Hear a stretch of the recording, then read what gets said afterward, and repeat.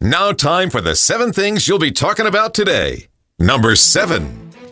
All right, folks, listen, Alabama beaches, we love them, right? Everyone loves Alabama beaches. I didn't know people love them as much as they do. This is a good piece of information for battles that will happen down the line. We've heard conversations in the past about changing the school calendar to allow more people to go to the beach and all this other stuff. Maybe there's something to that. Alabama beaches are a major tourist attraction. 35% of the state's tourism revenue comes from Baldwin County beaches. That's amazing. 6.5 million visitors went to the Gulf Coast, spending nearly $7 billion, particularly during peak holidays like the 4th of July, Memorial Day, Labor Day. But the CEO of Gulf Shores and Orange Beach Tourism, didn't know they had a CEO of that, but okay, says that there is no off-season. The beaches are busy year-round. With people coming from a colder climate, that's where the money comes from. Number 6. Alabama United States Senator Katie Britt, Republican out of Montgomery, has proposed a bill that would stop the federal government from doing business with companies boycotting the state of Israel. You saw what happened over there this weekend.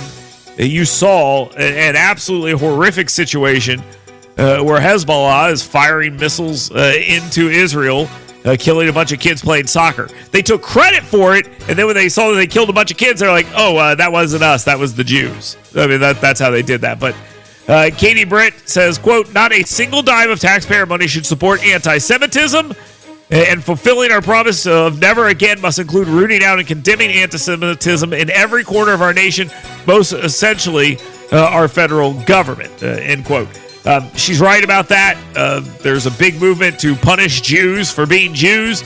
Katie Britt says we shouldn't do that. You're going to have a hard time getting this past the anti-Semites in the Democratic Party in Congress. Number 5. Many are suggesting that Alabama United States Senator Tommy Tuberville, a Republican out of Auburn, might be up for a position in the Trump administration, being considered for a cabinet position in a potential Trump administration. You ready for which one? The head of the U.S. Department of Education. I would not have guessed that. That would not have been the one I would have picked.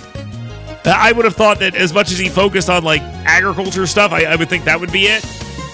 But he's a former collegiate coach, right? He's worked with young people throughout his life. Okay, all right, okay, sure. He said he would carefully consider such an offer. He did say it would be just his luck that he would take the job and then they would shut down the Department of Education, which is pretty funny, mostly because they're never going to shut down the Department of Education. They will limit its scope and weaken it a little bit. Fine, I'm fine with that. They will never end it completely. Number 4. The freaks in Paris make a good argument for us getting a time machine and going back and telling those boys at Normandy, turn around. The Paris Olympics in their opening ceremonies have drawn fire from pretty much everyone with any sense of right and wrong or decency as they mock the Christian faith with their stupid drag queens and degeneracy. I mean, that's what it is. And of course, there is no degeneracy that the left in this country and around the world won't run to defend. Local blogger Kyle Whitmire can't understand a simple joke made by United States Senator Katie Britt where she said the French don't even have any SEC championships, which is funny. It's a meme online. It's a pretty funny thing. He is less concerned about people being upset about the degenerate Olympics and more concerned about whether or not Katie Britt is, quote, okay for having a problem with them. Number 3. Jack Moltz, the owner of Nick's Original Filet House in Tuscaloosa, is facing backlash after being accused of using a racial slur to describe black customers. Now, this incident is all on video with the exception of the racial slur. Now, there's been some protests out there, and everyone's, of course, bombarding his Yelp and all these other things. I'm going to tell you this right now. I believe this happened. I'll tell you why. Because the anger was immediate. This wasn't something where, like, 2 weeks ago, this happened. No. In the moment, the owner of this place is confronted right then and there. And I think this happened. My BS detector gives us a 98% chance of being real. Is it the Dale Jackson "sure this happened" system gives this about a 98% chance of being real. He said he didn't do it. He called it BS. Good luck on this one. This looks legit. Number 2. You can tell that 2024's election is less than 100 days away when the media is ramping up its disingenuous attacks on Republican candidates and defending the obvious and damaging positions of the Democrat candidates. The media elites are very bothered by former President Donald Trump allegedly saying, "I'm not a Christian," instead of revealing that it was obviously like a garbled slip of the tongue, which, by the way, that's Donald Trump's fault for having a garbled slip of the tongue. That's fine, but this idea, he admitted he's not a Christian. Stop it, please. And they're also mimicking Democrat politicians in declaring Trump is preparing to end elections after he joked to a crowd that they would never even have to vote in another election. It wouldn't even be necessary after 4 more years in office. Of course, they wet themselves and they pooped themselves and they cried, "He's going to end the elections. He's going to be a dictator on day 1. We don't understand what jokes are." Now, time for the number 1 thing you'll be talking about today. The honeymoon phase of Vice President Kamala Harris continues. You will be talking about it because apparently they're going to try to stretch this out into like a 100-day honeymoon. That's what they're trying to do. And it's working. So you know you're going to hear about it. Both it's going to continue and you're going to hear how effective it has been. Her likability is skyrocketing. Now, some people say, well, it's only 8 points. No. It is actually 8 points. Don't say it's only 8 points. It's 8 points. That's huge. That's skyrocketing. To change it 8 points and flip it all the way around since she's been that, it's working. They have taken a heavy coat of lipstick, they put it on that pig, and it is working.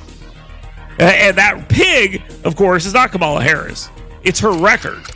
They've misled people on immigration, fracking, the economy, her role covering for Biden, defunding the police, bailing out criminals, and more. They are rewriting her entire history, and it's working. So they've erased Trump's lead nationally. They're gaining ground in swing states, and they're getting the wind at their back to say this is working, so let's continue doing this. Now, one of the things that I think is most interesting about this, and some of you may disagree on this, is the betting markets. Oh, we shouldn't worry about the betting markets. No, this is where people are putting their money where their mouth is. They're literally betting on this. And whether you think that's a good idea or not, it's an interesting thing to look at. Betting markets have now pulled even, with Kamala Harris and Donald Trump now about even in the betting markets. That's worth noting, guys. Okay, so I think it's worth noting, and we're going to pay attention to that. So this is working. This is working, and I don't like it, but it absolutely is. If you'd like to get in here and weigh in, you may absolutely do so. There's a couple of different ways for you to do just that. The QC Connects free speech phone lines right there, 866-494-WVNN if you have a thought on any of the 7 things. You can also text us on the scoutpestcontrol.com WVNN hot take text line.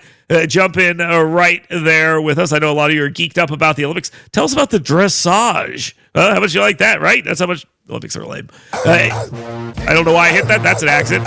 I can't even make it stop. So we're going to have to listen to this. Follow us on X too, I guess, at the Dale Jackson, because X is going to give it to you. All right.